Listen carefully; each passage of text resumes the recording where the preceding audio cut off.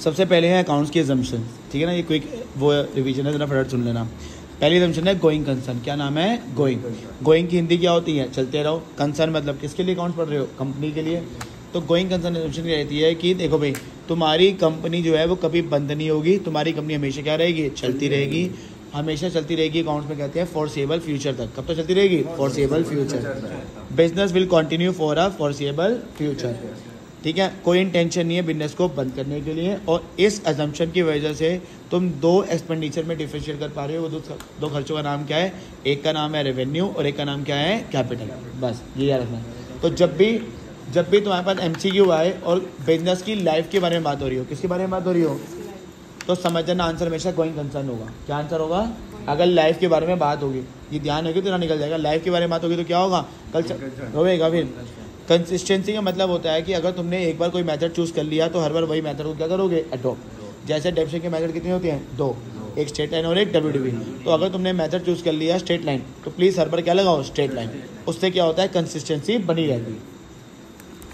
तो अगर मेथड की बात हो रही होगी तो तुम्हारा आंसर क्या होगा? कंसिस्टेंसी।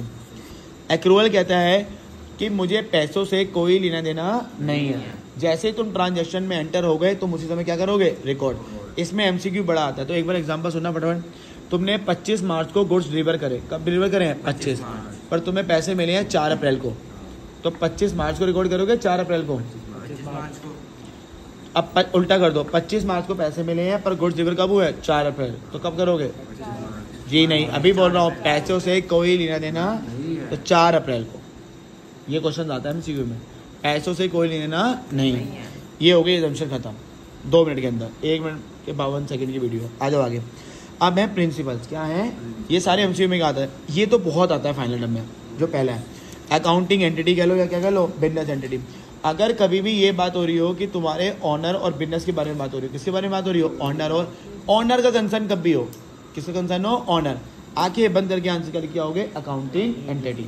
जब भी ऑनर की बात होगी। पता है क्वेश्चन वैसे क्या आता है? अभी उनके भी आया था कि मान लो ऐसा कौन सा प्रिंसिपल है जो ये कह रहा है कि बिजनेस और मालिक एक दूसरे के क्रेडिटर है। मालिक की बात हो गई तो आंसर क्या लिखोगे? Accounting entity.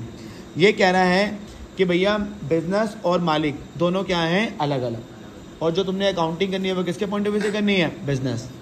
और ये वाला रूल किस पे एप्लीकेबल है? हर बिजनेस पे। बस इतना याद रखना। आना आगे। मनी मेजरमेंट कौन सा है? मनी। देखो भाई, अगर तुमने मार्क करना तो यहाँ मार्क हुए हैं। इधर देखो, मनी मेजर का मतलब होता है अकाउंट्स कह रही है कि मैं उसी को रिकॉर्ड करूंगी जो किस में मेजर हो सकता है? मनी में। मैंने ये नहीं कहा सिर्फ मनी होनी चाहिए, मनी में मेजर। तो सिर्फ ये यहाँ से लेके यहाँ तक, ठीक है। और ये सर याद कैसे रहेगा? अगर कहीं पे मनी की बात हो रही हो, किसकी बात हो रही हो, या फिर ये एक बंदा है ह्यूमन रिसोर्सेज। कौन सा बंदा है? ह्यूमन रिसोर्स की जगह मैन पावर आ सकता है। तो अगर तुम्हें ये कहीं पे भी दिखे तो सीधा आंसर क्या लिखोगे? Money measure. क्या लिखोगे? आगे आ जाओ। अकाउंटिंग पीरियड बताओ भाई, अकाउंटिंग पीरियड क्या होता है? 1 अप्रैल से लेके 31 मार्च। एक तो ये होता है। और इसकी डेफिनेशन सिर्फ इतनी याद करने ना कि तुम बिजनेस की लाइफ को क्या कर देते हो? स्मॉलर पीरियड में ब्रोकन। जैसे मैं तो कहता हूँ तुम्हारी स्कूल लाइफ कितनी होती है? 12 साल की। बट तुम्हारी स्कूल लाइफ को कैसे बांटा हुआ है?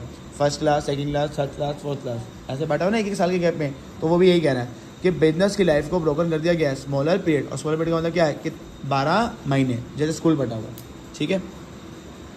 Full disclosure. फुल डिस्क्लोजर का मतलब होता है तुम्हें हर चीज़ क्या करनी है? Complete record. चाहे 5 रुपये की चीज़ हो, चाहे 5 लाख की हो, पूरी रिकॉर्ड करनी है।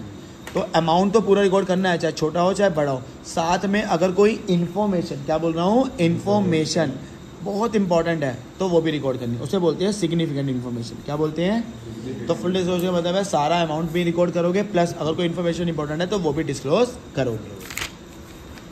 मेटिलिटी। मेटिलिटी का मतलब है अगर कोई चीज़ इंपॉर्टेंट हो तो उसे क्या कर देना? रिकॉर्ड। तो ये बहुत रेयर आता है। आना, ये तुम्हारा सबसे फेवरेट प्रूडेंस और कंजर्वेटिव। ये कहता है आने वाले नुकसान को बुक कर लो पर आने वाली इनकम को बुक नहीं करना। सबसे बड़ा एग्जांपल, अगर क्वेश्चन ये आ गया कि क्लोजिंग स्टॉक, अभी तूने सीखा था क्लोजिंग स्टॉक जो होता है वो किस पे रिकॉर्ड होता है? Cost of market value which ever is lowest. वो तुमसे पूछेगा ये कौन से प्रिंसिपल ने कहा है? तो किसने कहा है? प्रूडेंस ने। किसने कहा है? अच्छा, इसके कहा अगर मान लो आ गया कोई 2 एग्जाम्पल दे दो प्रूडेंस के, तो प्रोविजन नाम से जो पढ़ाओ तो लिख देना। एक पढ़ा है प्रोविजन फॉर डेबिशन और एक प्रोविजन फॉर टैक्स। किसी भी एक्सपेंस के आगे प्रोविजन लिख देना। क्या लिख देना? तो वो एग्जाम्पल बन जाएगा किसका? प्रूडेंस का, ठीक है। कॉस्ट कंसेप्ट बड़ा इजी है। सारी एसेट किस पे रिकॉर्ड होंगी, कॉस्ट पे। तो मैं सिर्फ क्या ला होगा, depreciation. Matching concept, matching concept कहता है कि भैया एक्सपेंस और इनकम को मैच कराओ और क्या निकाल लो, प्रॉफिट। पर ध्यान रखना, अगर तुमने एक्सपेंस 2023 का लिया है तो इनकम भी किसकी लोगे, 2023, तो उसे मैचिंग कहते हैं।